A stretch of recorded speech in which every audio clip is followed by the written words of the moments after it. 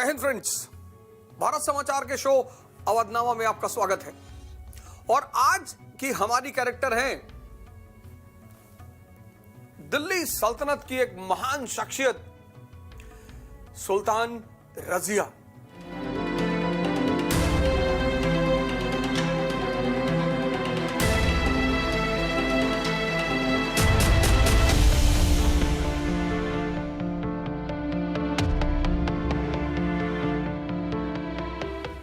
स्त्रियों के बारे में कहा गया कि उनके पास मर्दों के समान शक्ति नहीं है, मर्दों को जैसा वो परफॉर्म नहीं कर सकती और कई सारे क्षेत्रों में वो मर्दों के पीछे ही रहेंगी।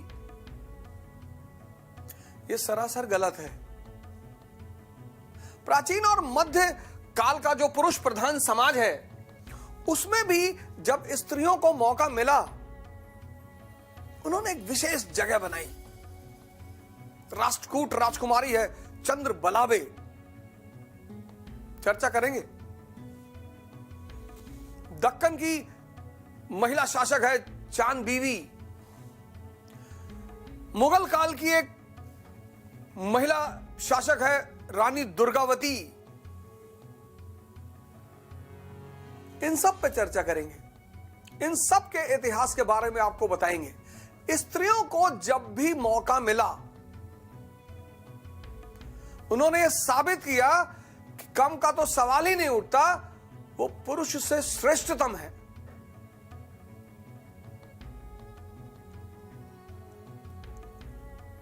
किसी को मौका दोगे तभी तो उसकी शक्ति का अंदाजा होगा, मौका दोगे ही नहीं।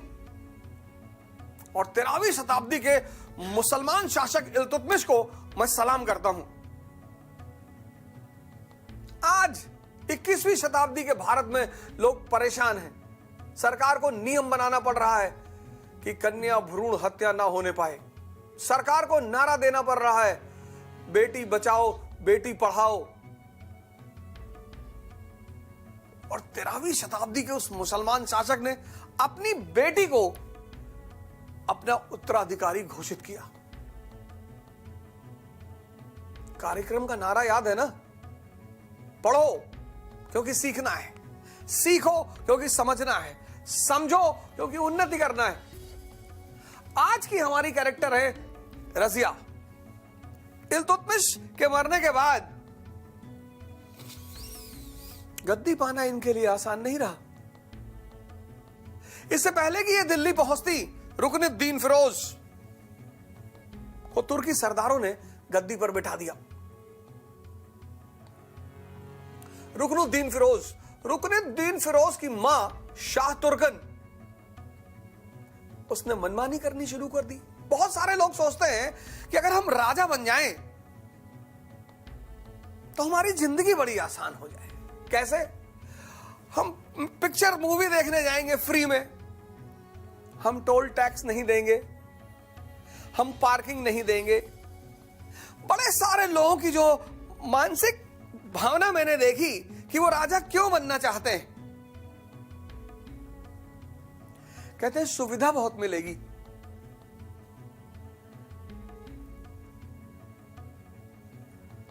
सुविधा मिलेगी 1%, चुनौती मिलेगी 99%।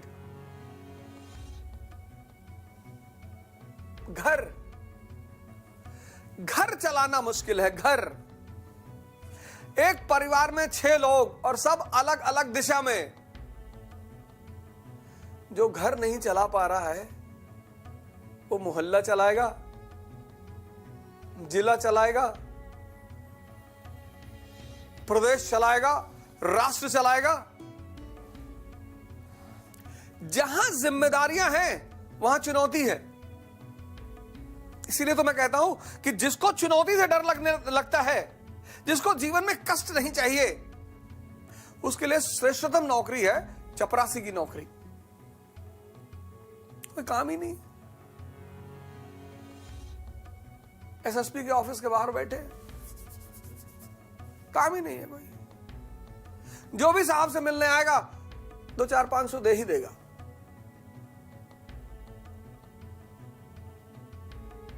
लेकिन अगर तुम्हें राजा बनना है तो चुनौतियों को पालने का शौक रखना पड़ेगा। और इस महिला ने 13वीं शताब्दी का पुरुष प्रधान समाज, पुरुष तुर्की समाज, शाह तुर्कन ने मनमानी करनी शुरू कर दी। रुकनुद्दीन फिरोज की मां शाह तुर्कन, उसने मनमानी शुरू कर दी। उसने जब मनमानी शुरू की, तुर्की सामंत बड़े दुखी हुए। दूसरी तरफ रजिया जब दिल्ली पहुंची तो जामा मस्जिद पर गई और वहां उसने दिल्ली के लोगों से अपील की कि मेरे पिता आपके सुल्तान ने मुझको अपना उत्तराधिकारी घोषित किया है, और अगर आप मुझे दिल्ली की गद्दी पर बैठने में मदद करें तो मैं आपको एक सुव्यवस्थित शासन दूंगी। किसी भी कारण से अगर मैं आपके सपनों पर खरी नहीं उतरी तो आप मुझे सजा देने के अधिकारी होंगे। अब तुर्की सरदार शाह तुर्कन से नाराज थे। रजिया को मिल गया दिल्ली की जनता का समर्थन और उसने दिल्ली की तख्त पर कब्जा कर लिया। महानतम शासी का 4 साल का समय, 4 साल, 1236 1236 टू 1240, 4 साल। लेकिन वो 4 साल की कहानी इतनी रोमांचित करने वाली है, उसे कुछ हिस्से में आपको सुनाऊंगा। चालीसा का निर्माण किया था इल्तुतमिश ने,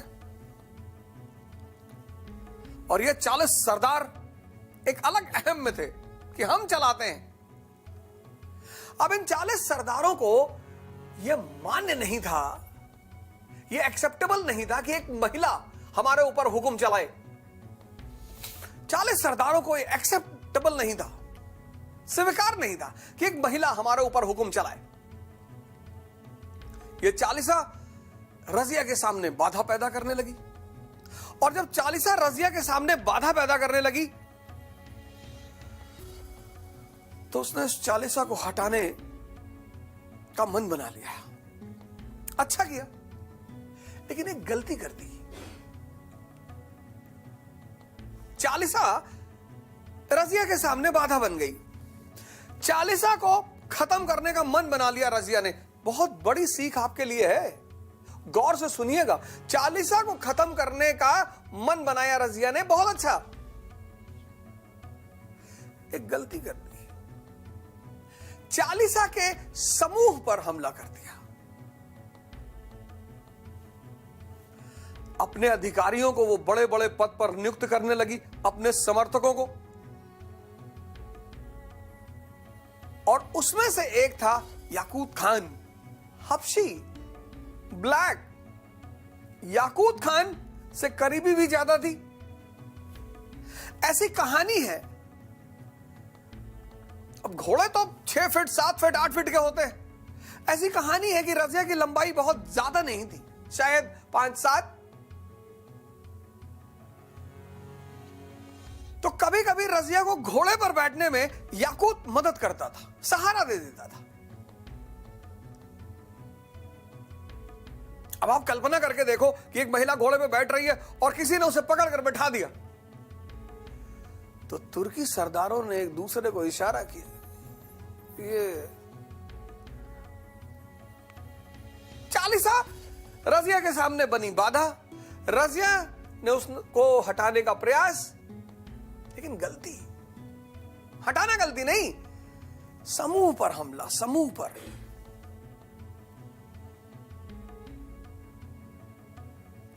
तुम्हारे दुश्मन जब समूह पर हैं, समूह में हैं, तब उन पर हमला मत करो, मारे जाओगे। एक तरफ इसने अपने समर्थकों से चालीसा को रिप्लेस करना शुरू किया, और दूसरी तरफ चालीसा के एक सरदार की हत्या हो गई। चालीसा एकजुट हो गई, चालीसा अलार्म्ड हो गई और एकजुट हो गई। ये रजिया की सबसे बड़ी गलती। 4 साल में काम उसने बहुत अच्छे किए, कानून व्यवस्था की स्थापना।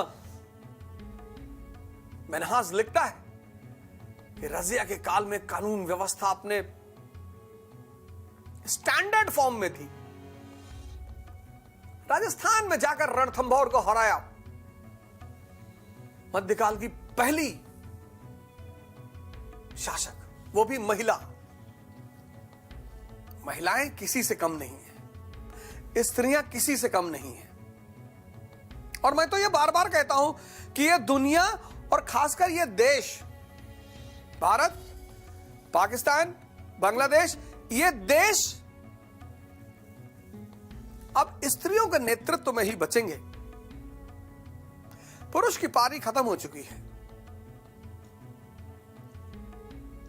ये एग्जॉस्ट कर चुका है। ये सत्ता पाने के लिए अब कुछ भी करेगा, जाति में तोड़ेगा, धर्म में तोड़ेगा, क्षेत्र में तोड़ेगा, गांव में तोड़ेगा। ऐसा मुझे लगता है कि आने वाले समय में स्त्रियों को कमांड लेनी पड़ेगी।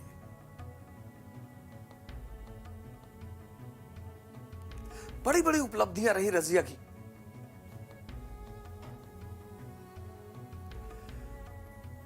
और हर उपलब्धि से इस शासिका का दबदबा बढ़ता रहा। और ये इन तुर्की सरदारों को मंजूर नहीं कि औरत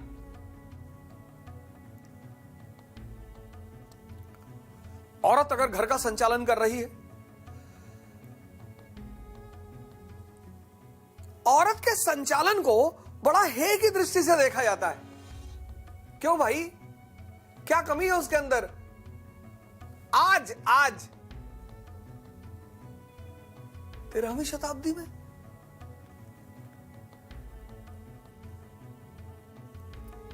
शुरू में इनको लगा था कि ये महिला इतनी चुनौती के पृष्ठभूमि में ये महिला संभाल नहीं पाएगी। उसने सारे शंकाओं का उन्मूलन कर दिया कि मैं संभालूंगी, मैं एक योग्य पिता की योग्य बेटी हूं। और इस लेडी की हर उपलब्धि तुर्की सरदारों के लिए दर्द बनता जा रहा था। और उसी दर्द में जब इसने उन तुर्की अधिकारियों को रिप्लेस करने का प्रयास किया और उनको डराने का प्रयास किया, वो सारे एक हो गए। और एक होकर जो सबसे पहला काम उन्होंने किया, कैरेक्टर असैसिनेशन। जो सबसे पहला काम उन्होंने किया, चारित्रिक हत्या। इस देश में चारित्रिक हत्या का बड़ा प्रचलन है। बड़े खुश होते हैं लोग, बहुत खुश होते हैं। और ऐसी परिस्थिति में जितने भी लोगों को ऐसे व्यक्तियों से फायदा होता है, उनको उस व्यक्ति के समर्थन में उतरना चाहिए। राजनीति का नियम है कि किसी भी व्यक्ति को मारने से पहले उसका सामाजिक आधार छीन लो। अमेरिका ने इराक पर हमला करने से पहले, सद्दाम हुसैन पर हमला करने से पहले उसका राजनीतिक आधार छीन लिया, खूब बेइज्जती कराई। सद्दाम हुसैन को पोर्ट्रे किया, शैतान, राक्षस। पूरी दुनिया को कहा कि ये सद्दाम WMD रखा है। तो कहा WMD, woman of mass destruction. अरे बोले वुमन नहीं, वेपन। अच्छा बोले वेपन ऑफ मास डिस्ट्रक्शन। बोले ये दुनिया के लिए खतरा है, ये पूरी दुनिया को विनाश कर देगा। उन्होंने कहा अच्छा, पूरी दुनिया का विनाश करेगा? बोले हाँ। बोले तब तुम इसका विनाश कर दो। आज तक इंटरनेशनल एजेंसियां इराक में WMD ढूंढ रही हैं। ये राजनीति का नियम है, किसी व्यक्ति पर हमला करने से पहले उसका सामाजिक आधार छीन लो, उसका सपोर्ट बेस छीन लो। और जब तुम उसका सपोर्ट बेस छीन लोगे, वो कमजोर हो जाएगा।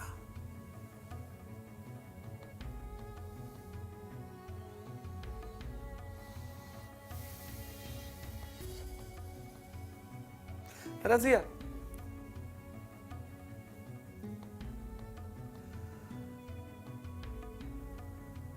इस महिला की योग्यता इसका दुश्मन बन गई।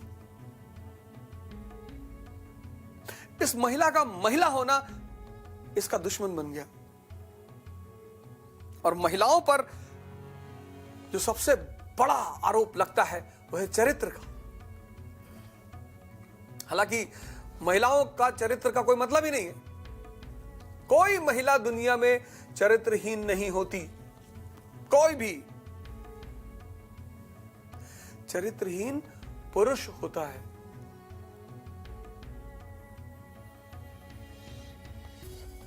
महिला तो चरित्रहीन होती ही नहीं। ये सबसे बड़ा भ्रम समाज में है। कौन महिला किसी पुरुष के पीछे घूमती है? पुरुष घूमता है महिलाओं के पीछे।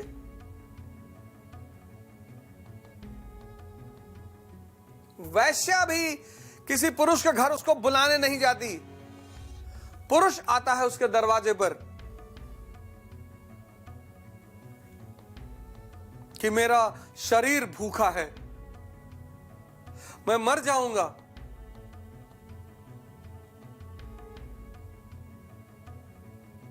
फिर वो महिला, वो वैश्या दर्द बर्दाश्त करके उसको उस दर्द से मुक्ति दिलाती है।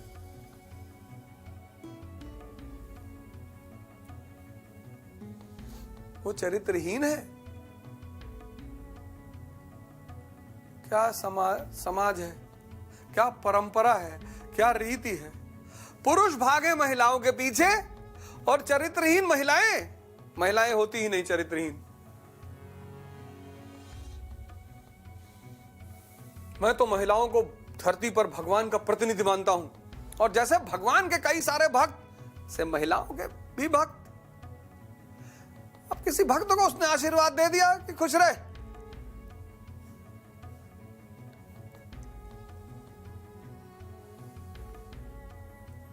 महिलाएं चरित्रहीन होती ही नहीं।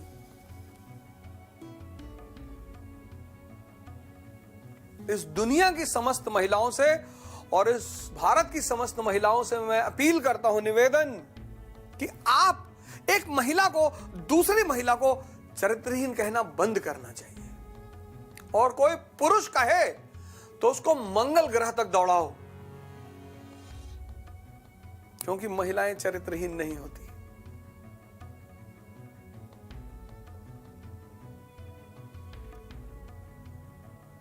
अब तुर्की सरदारों को इस महिला का जनाधार खींचना था, सामाजिक समर्थन इस लेडी का खत्म करना था, क्योंकि दिल्ली की जनता के सहारे ये गद्दी पर बैठी थी।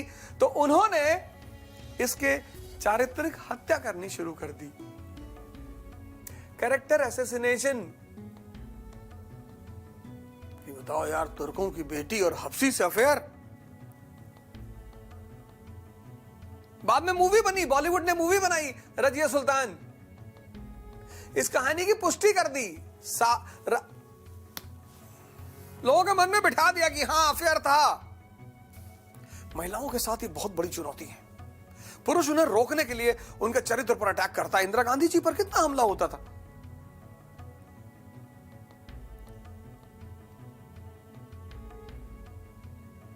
और तुर्की सरदारों ने इस लेडी को बदनाम करना शुरू कर दिया। ये अफेयर चल रहा है, वो भी हबशी से। तुर्की जनमानस दुखी हुआ कि यार ये तो गलत बात। और फिर इन चालीसा के सरदारों ने षड्यंत्र करना शुरू किया। पंजाब का गवर्नर था अल्तुनिया, उसने विद्रोह कर दिया। सब जानते थे कि इस लेडी का जन समर्थन दिल्ली में है, तो सबका यह प्लान था कि इसको दिल्ली से बाहर निकालो। पंजाब के गवर्नर अल्तुनिया ने विद्रोह कर दिया। यह दिल्ली से निकली अल्तुनिया का विद्रोह दबाने के लिए। अल्तुनिया ने इसको हराकर बंदी बना लिया। याकूत खान की हत्या पहले ही हो चुकी थी। अल्तुनिया ने इसको हराकर बंदी बना लिया। और जैसे ही अल्तुनिया ने इसको बंदी बनाया, दिल्ली में मौजूद चालीसा खुश, सारा डिपार्टमेंट आपस में बांट लिया। अल्तुनिया को भूल गए। जो मुख्य हीरो है इस घटना का, जिसने रजिया को हराकर बंदी बनाया, उसको भूल गए। सब दिल्ली में आपस में बांट लिया। फाइनेंस तुम्हारा, डिफेंस तुम्हारा, अस्तबल तुम्हारा। अल्तुनिया को भी ये बात पता चली कि यार हमको तो कुछ दिया ही नहीं। और रजिया ने एक अंतिम गेम खेला। उसने अल्तुनिया से कहा कि तुम क्यों परेशान होते हो, मैं तुम्हारे कब्जे में हूं, मैं रानी हूं, तुम मुझसे शादी कर लो, तुम राजा। अल्तुनिया को बात समझ में आ गई कि यार महिला तो सही कह रही है, और अल्तुनिया ने रजिया से शादी कर ली और दोनों ने दिल्ली की तरफ बढ़ना शुरू किया। चालीसा अलार्म्ड हो गई, चालीसा सतर्क हो गई कि महिला ने अंतिम गेम खेल दिया है। और फिर उस चालीसा ने कैथल, एक जगह पड़ती हरियाणा में, वहां पर दोनों की हत्या करा दी। और इस तरह से मध्यकाल में एक बहुत ही रोमांचक व्यक्तित्व का अंत हो गया। अब सल्तनत की सारी जिम्मेदारी चालीसा के हाथ में है। चालीसा बन गई किंग मेकर, और किंग मेकर कभी भी ताकतवर व्यक्ति को किंग नहीं बनाएगा। तो रजिया के बाद अलाउद्दीन मसूद, पर अलाउद्दीन मसूद अपनी परिस्थिति का आदमी नहीं था। न परिस्थिति की समझ, न प्राथमिकता की समझ, न नीतियों की समझ।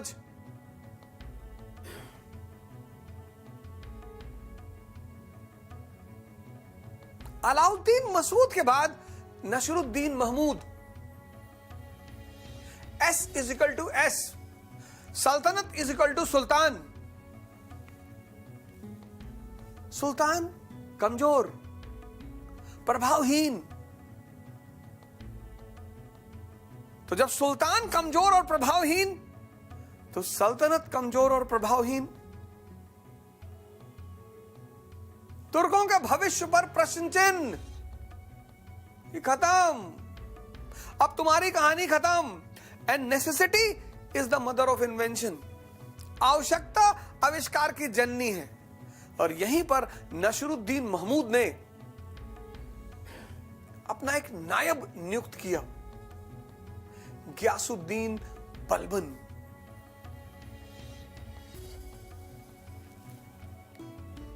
नसरुद्दीन महमूद एक साधारण, सिंपल, ऑनेस्ट, सरल सुल्तान।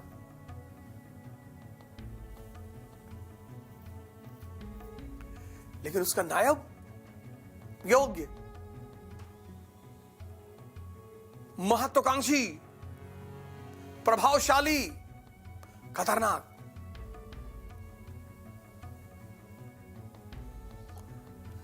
समय की डिमांड का आदमी गियासुद्दीन बलबन। और एक दिन नसरुद्दीन महमूद की मृत्यु हो गई और दिल्ली की तख्त पर आसीन हुआ गियासुद्दीन बलबन, सल्तनत के इतिहास का एक अहम नायक। क्या काम किया इस आदमी ने। इसकी योग्यता बचपन में इसके लिए बहुत खतरनाक साबित हुई थी। बड़ा योग्य आदमी था, समझदार था, और योग्य और समझदारों से यह दुनिया बहुत नफरत करती है। आपकी जब भी दुश्मन ज्यादा होंगे तो आप यह मान लीजिएगा कि आप योग्य आदमी हैं। जब भी आपकी ज्यादा बुराई होती हो, यह दुनिया मूर्खों को बड़ा पसंद करती है, मरे हुओं को बहुत पसंद करती है। घर में भी है, घर में भी यही है। जो लड़का मां बाप की सारी बातें मान लेता है, सारी, पड़ोसियों की सारी बात, रिश्तेदारों की सारी बात। मां बाप की तो सारी मानना बहुत अच्छी बात है, रिश्तेदारों की।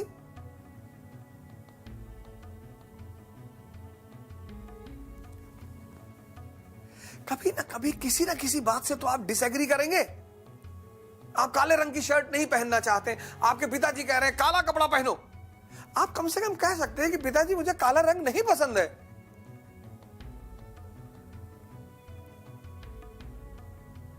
गुलाम मानसिकता के लोग समाज में बहुत पसंद किए जाते हैं और उनकी बड़ी तारीफ होती है। जिंदा मानसिकता के लोगों का बड़ा विरोध होता है, उनके पीछे बड़ी कहानियां सुनाई जाती हैं। इसलिए जब भी आपके पीछे बुराई हो रही है, कहानियां बन रही हैं, डरने की कोई जरूरत नहीं। आप योग्य आदमी हैं। तो बचपन में बलबन के भाइयों ने उसको बगदाद के गुलाम बाजार में बेच दिया। आप सोचो उन भाइयों को इस व्यक्ति से कितनी नफरत रही होगी। योग्य आदमी था, मां बाप मानते थे। इसके भाइयों ने इसको बगदाद के गुलाम बाजार में बेच दिया और ये अपने मालिक के साथ हिंदुस्तान चला आया। और आप इसकी योग्यता देखो, इल्तुतमिश के काल में चालीसा का सदस्य बना और फिर विकास करते करते नायब, और नायब से सुल्तान, और दिल्ली सुल्तान के रूप में तो इसकी इतनी ख्याति है। अब मैंने आपसे शुरू से ही कहा कि इतिहास पढ़ाना तो एक चुनौती है, और खासकर मध्यकालीन भारत का इतिहास पढ़ाना और भी चुनौती है।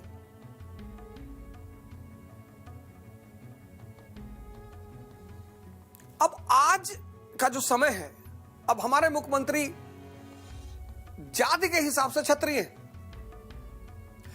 तो जब वो किसी अपराधी के खिलाफ ऑपरेशन करेंगे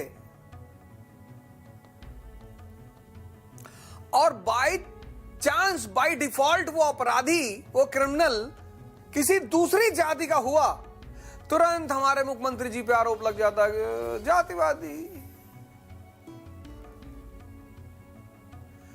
अरे छत्री हैं, छत्रियों को प्रमोट करते हैं और ब्राह्मणों को जो है दमन करते हैं।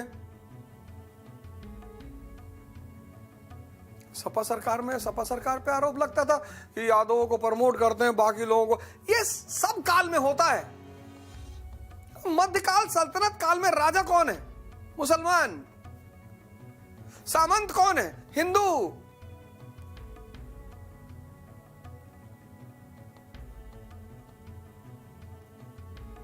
और देखो अपने अपने इलाकों में सामंतों की दशा। और नहीं देख पा रहे हो तो मूवी में देख लो, सामंत का मतलब क्या? गंगा, जमुना, सरस्वती, कोयला। सामंत को अगर देखना चाहते हो तो बॉलीवुड की कोई मूवी उठा के देख लो।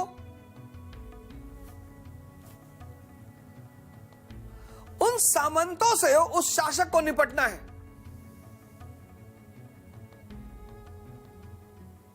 शासक को निपटना है सामंत से।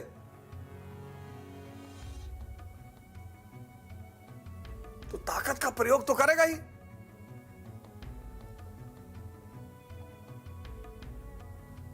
अब उस शासक और सामंत की जो लड़ाई है उसको दूसरे आईने से दिखाई जाती है, हिंदू और मुसलमान की लड़ाई।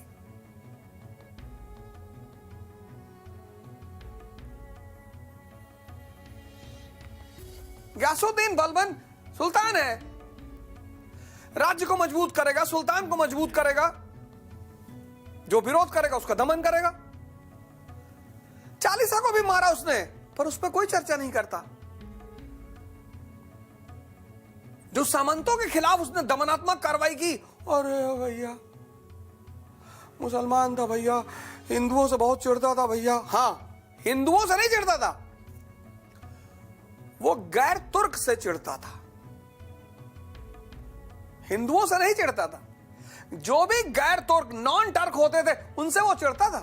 उसने एक वंशावली रजिस्टर बनवाया था, उसमें जो कन्वर्टेड मुसलमान अधिकारी बन गए थे उनको निकलवा के फिकवा दिया। कमाल महिया अमरोहा का, कमाल महिया अमरोहा का कन्वर्टेड मुसलमान था। अरे बोला ये भगा इसको। रेशियल था बलबन, नस्लवादी था। उसका स्टेटमेंट है बड़ा फेमस कि जब भी मैं किसी नीच वर्ण को देखता हूं मेरा हाथ मेरे तलवार पे चला जाता है।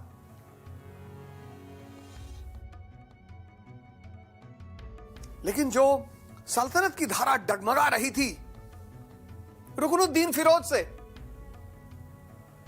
उस डगमगाती धारा को उसने संभाला। प्राथमिकता के हिसाब से नीतियां बनाई और शानदार पहली प्राथमिकता चालीसा। जब तक चालीसा रहेगी और मजबूत रहेगी, सुल्तान को परेशान करेगी। रजिया की हत्या करवाई, सिर्फ सुल्तान को परेशान नहीं करेगी, सल्तनत को भी परेशान करेगी।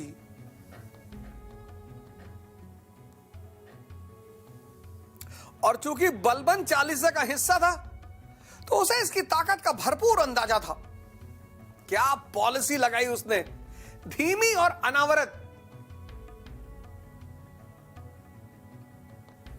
पहली चुनौती चालीसा, फिर वही डायग्राम बनाना है, चुनौती समाधान। पहली चुनौती चालीसा, और ये चालीसा रजिया के लिए घातक बन गई थी, क्योंकि रजिया ने समूह पर हमला किया। बलबन ने यह गलती नहीं दोहराई, उसने नीति अपनाई धीमी और अनावरत, स्लो एंड स्टेडी।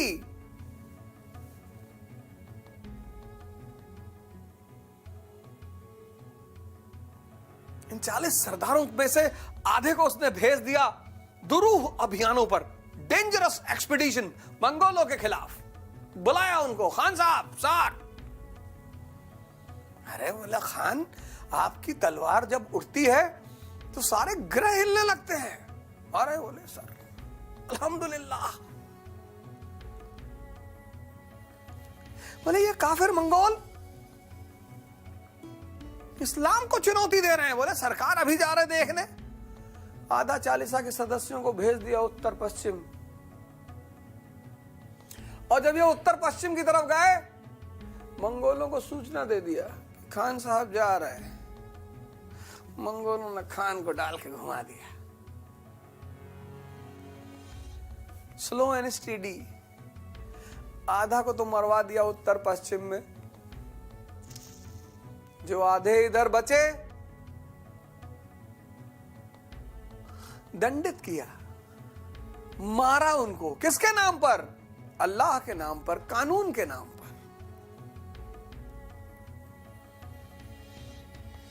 कहा, न्याय देना अल्लाह का काम है। क्यों भाइयों? मुसलमान, बिल्कुल, न्याय देना अल्लाह का काम है। मालिक बकबक करके एक चालीसा के सरदार थे, उन्होंने मार दिया, उनका नौकर मर गया था। उसने उस नौकर की वाइफ से कहा कि इनको मारो, तुमको जितना मारना हो।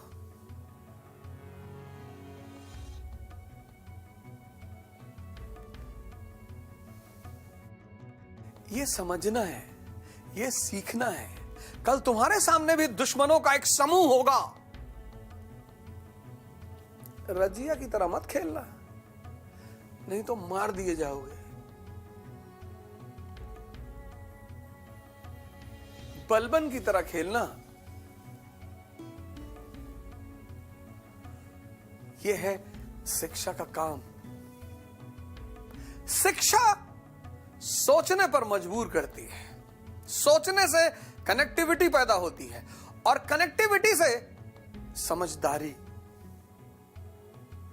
और वो इतिहास की सीख वर्तमान की चुनौतियों में काम आती है।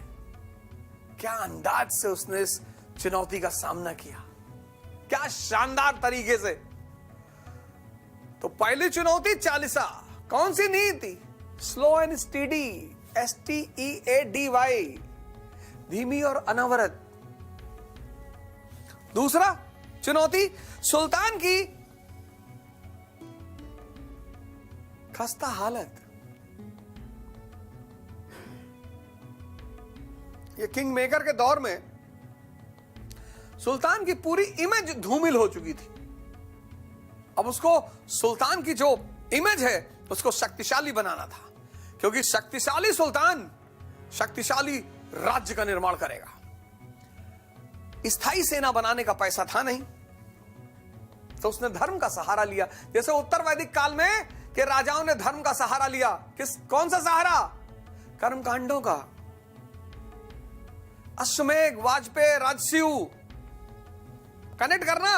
उत्तर वैदिक काल का राजा, जनपद का राजा, दायित्व तो बढ़ा, अब शक्ति भी बढ़ानी है।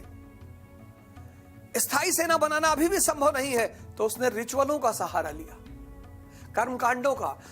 अश्वमेध, वाजपेयी, राजसूय, वही काम बलबन ने भी किया। दायित्व बढ़ा, अब शक्ति बढ़ानी है, तो उसने धर्म का सहारा लिया। थ्योरी ऑफ डिवाइन राइट्स, राजत्व का सिद्धांत, थ्योरी ऑफ डिवाइन राइट्स। कहा सुल्तान एक आम आदमी नहीं है। लोगों ने कहा फिर कौन है सुल्तान? बोले सुल्तान जिल्ले इलाही है। लोगों ने कहा मतलब shadow of Allah.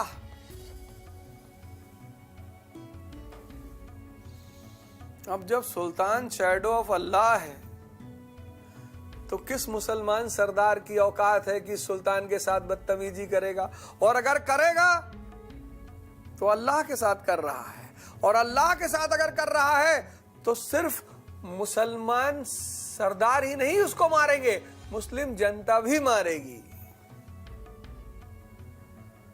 Divine rights. उसने कहा सुल्तान जिल्ले इलाही है, शैडो ऑफ अल्लाह। और अल्लाह का सबसे बड़ा काम क्या है? न्याय देना। तो उसने सबसे ज्यादा एम्फसिस किस पे दिया? न्याय पे।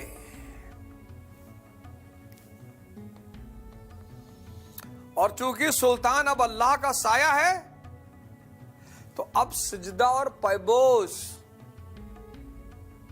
अब गुड मॉर्निंग नहीं चलेगा कि गुड मॉर्निंग इल्तुतमिश। अब सुल्तान अल्लाह का प्रतिनिधि है, तो अब जो भी लोग दरबार में आएंगे वो सजदा और पैबोस करेंगे। और इस तरह से उसने सुल्तान की स्थिति को मजबूत किया। Policy depends upon priority. पढ़ो मत मुझसे, मुझे कुछ आता ही नहीं। मुझसे सीखो। पहला वर्ड इंटरेस्ट, दूसरा वर्ड प्रायोरिटी, तीसरा वर्ड अंडरस्टैंडिंग, चौथा वर्ड रिलीजन। पढ़ो मत, सीखो।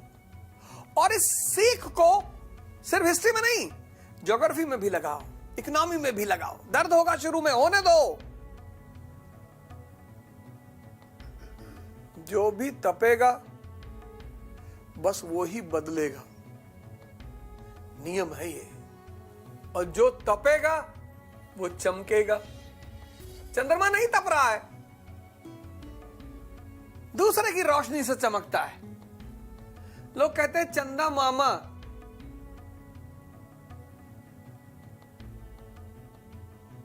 चंदा चाचा नहीं कहते, चंदा मामा। जो कमजोर है वो मामा। सूरज तप रहा है, चमक रहा है, खुद भी उजाला दे रहा है, चंद्रमा को भी कह रहा है तू भी ले ले मुझसे थोड़ा सा उजाला। तुम 20 साल के लोग, 21 साल के लोग, 22 साल के लोग,